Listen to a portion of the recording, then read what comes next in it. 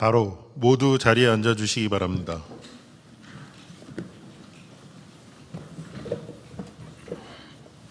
제37회 국무회의입니다. 대통령께서 개회선언과 함께 모두 말씀을 하시겠습니다. 네, 제37회 국무회의를 시작하겠습니다. 네, 오늘은 예결위 때문에 국무위원 분들이 많이 국회에 가 계시는 모양이에요. 알겠습니다.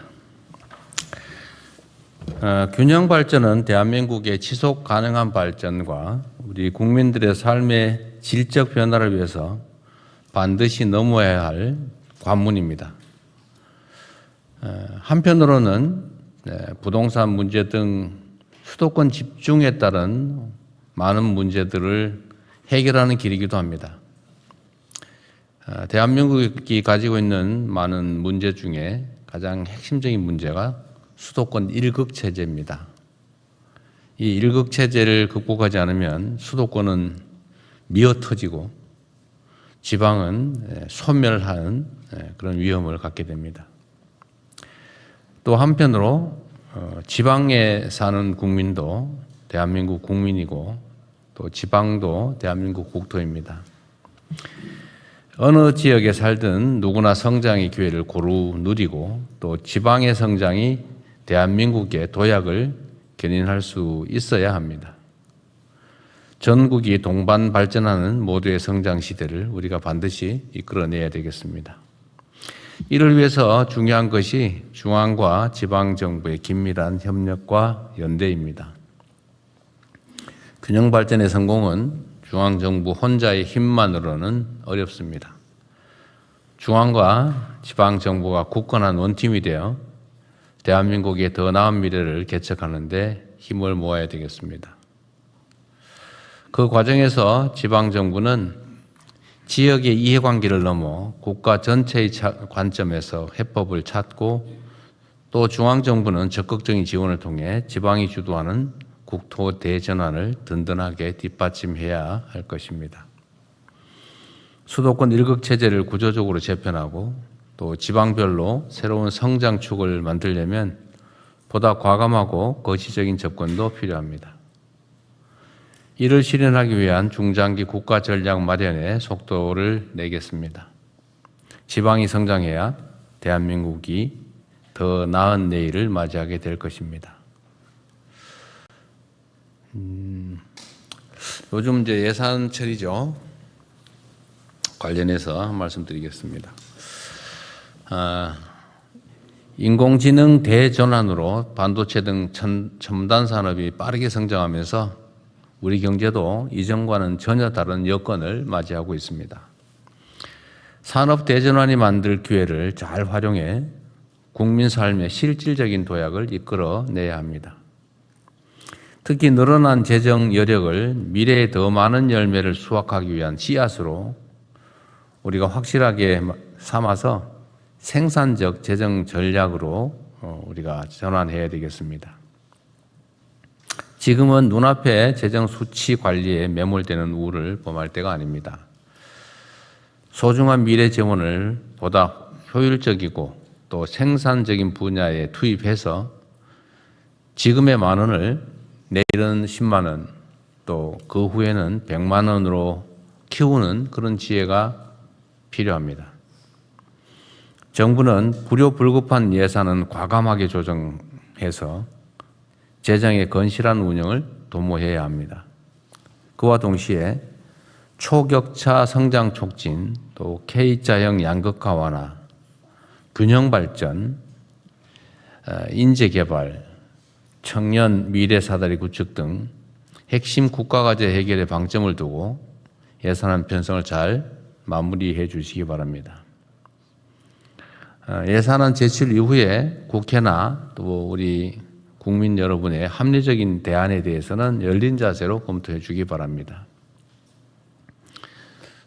어떤 기사들 가끔씩 보면 정부 정책이 국회의 의견을 받아들여서 수정을 하면 오락가락 비난하고 또 국회와 합의가 잘 안 돼서 하면 일방적이라고 하고 앞으로 가도 비난, 뒤로 가도 비난, 서 있어도 비난, 앉아도 비난, 누우면 누웠다고 비난, 이런 경우가 있는데 거기에 너무 연연할 필요가 없습니다. 정책이란 당연히 정부가 안을 내고 또 국회가 심의해서 국회가 최종적으로 결정하는 것입니다. 물론 뭐 정부가 최선의 안을 만들어 당연히 내야 되겠죠. 그러나 그게 국회 심의 과정에서 변경된다고 해서 너무 그 자체에 흔들리지 않으면 좋겠습니다. 내년 예산이 모두의 성장을 위한 마중물이 될 수 있도록 모두가 함께 힘을 모아주시기를 당부드립니다. 현재 세계 각국은 미래 산업의 주도권 확보를 위해 국가 역량을 총동원한 총성 없는 경쟁을 벌이고 있습니다. 그 과정에서 산업 스파이나 해킹 등을 동원하는 불법 사례들도 끊이지 않습니다. 실제로 최근 한 외국 기업이 국내 기업을 상대로 반도체 기술 탈취를 시도했다는 취지의 법정 증언이 나오기도 했습니다. 국가와 기업이 수십 년에 걸쳐서 엄청난 비용을 들여 어렵게 축적한 기술과 노하우가 외부로 유출되게 되면 순식간에 산업 전체 생태계에 심각한 피해를 입게 됩니다. 기술 안보는 국가의 산업 경제를 떠받치는 근간이라는 측면에서 더욱 철저한 대비에 나서야 되겠습니다. 다음 달부터는 해외 기술 유출 범죄에 대한 처벌이 한층 강화됩니다. 이것도 필요한 일이지만 보다 중요한 것은 소를 잃고 도둑을 잘 잡는 것보다는 소를 아예 잃지 않도록 처음부터 외양간을 잘 관리하는 것입니다. 국정원과 경찰을 비롯한 관계기관은 핵심 산업기술 보호가 곧 국가안보다라는 자세로 대응 체계를 철저하게 확립해 주기 바랍니다. 기관 간의 정보 공유와 함께 공조체제도 물샐 틈 없이 구축해야 합니다. 국민과 기업들이 오랜 시간 피땀 흘려 일군 국가 핵심 기술이 대한민국의 지속적 성장을 견인할 수 있도록 기술 안보에 한치의 빈틈도 허용해서는 안 되겠습니다. 오늘 보고에 있는지 모르겠는데 지금 최근에 경찰의 기강 해이 문제 또 치안 문제에 있어서의 무책임 이런 것들이 꽤 문제가 심각하게 대두되고 있습니다. 사실 그 경찰들의 이 문제는 뭐 어제 오늘의 일은 아닙니다. 워낙 숫자가 많다 보니까 가지 많은 나무에 바람 잘 날 없다고 여러 군데서 이런 문제들이 생겨날 수 있습니다. 그 문제들을 최소화하기 위한 노력도 끊임없이 계속돼야 되겠고 또 그와 같은 문제를 해결하기 위한 시스템 정비도 사실 좀 필요합니다. 이게 경찰은 상명하복의 매우 중요한 국가 기관 조직인데 지휘 책임이라고 하는 게 매우 중요합니다. 담당자 일선 직원들의 잘못이 있다고 하면 그 일선 직원의 문책만으로 끝나면 과연 지휘 체계가 무엇 때문에 필요하겠습니까? 지휘를 할 권한도 있지만 또 한편으로 그 권한에 상응하는 책임을 당연히 져야 합니다. 그래야 평소에 조직 관리가 제대로 되지 않을까 그런 생각이 됩니다. 언제나 권력은 집중되면 문제가 더 커집니다. 똑같은 문제라도 권한이 커지면 미치는 영향이 커지죠. 그래서 권한의 크기만큼 책임도 강화되어야 됩니다. 지금 경찰이 아마 국가 기구 중에서 앞으로 가장 큰 권력을 행사하게 될 것 같아요. 그에 따른 우리 국민들의 우려가 매우 큽니다. 과연 이 큰 권한을 그 책임을 충분히 이행할 만한가에 대해서 의구심이 생기기 때문에 앞으로 경찰을 어떻게 개혁할지 이 경찰 개혁 기구에 대한 고민을 해 주시길 바랍니다.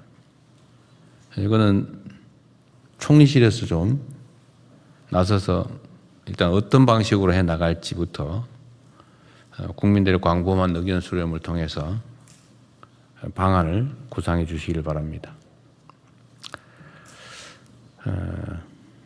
최근에 외국인 연금 얘기가 좀 있었어요. 오늘 제가 미리 보고 좀 해달라고 말씀을 드렸는데 이따가 오늘 있죠. 예. 그건 뭐 논의를 할 텐데요. 비공개 논의 사안으로 되어 있네요. 하여튼 중요한 것은 어떤 제도를 설계하면 완벽할 수가 없기 때문에 빈틈이 생깁니다. 이 빈틈을 없애기 위한 노력도 당연히 중요한데 그 빈틈이 발견됐을 때 최대한 신속하게 그 빈틈을 메우는 보완이 필요합니다.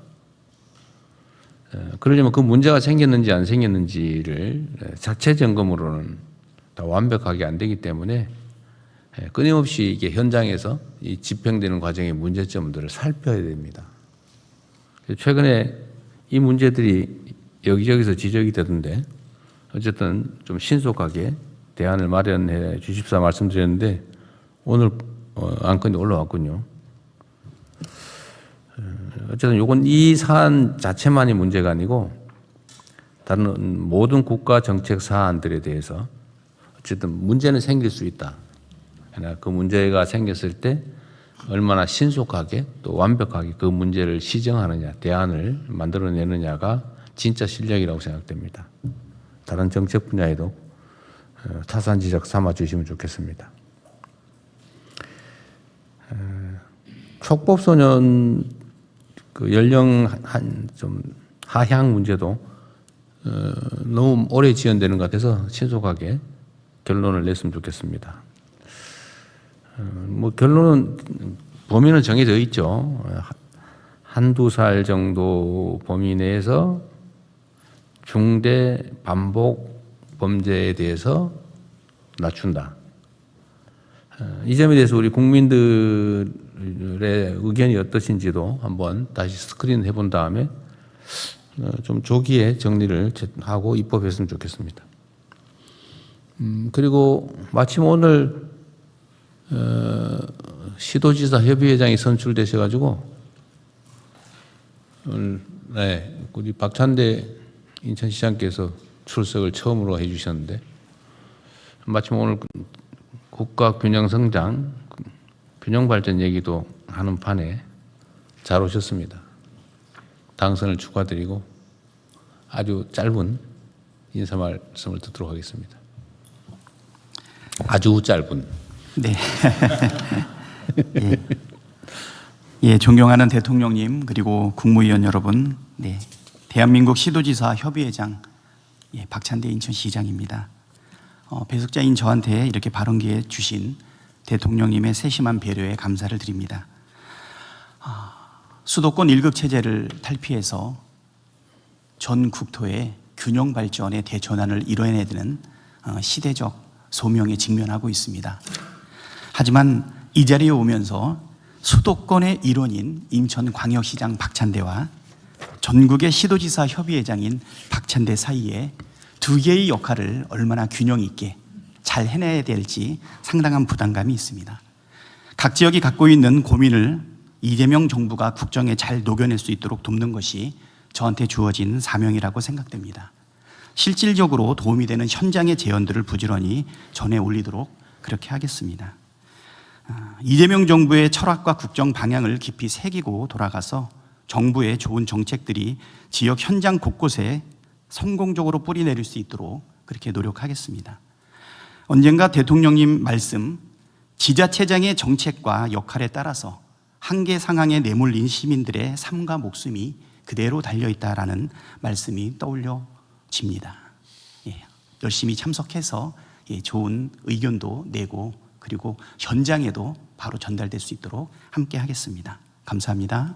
네, 아주 짧진 않았는데 하여튼 의미 있는 말씀 감사드리고요. 인천시장이 아니라 지방광역정부협의회장 이신 거죠. 네, 그렇습니다. 네. 꽤 많이 충돌할 겁니다. 예, 수도권과 어떻게 지방에. 인천도 수도권이라서. 인천도 수도권인 서울과 경기 사이에 그렇죠. 예, 곤란한 중간쯤에 지점이 있습니다. 약간 애매함이 있을 겁니다. 어쨌든 환영합니다. 회의 다음 진행하시죠.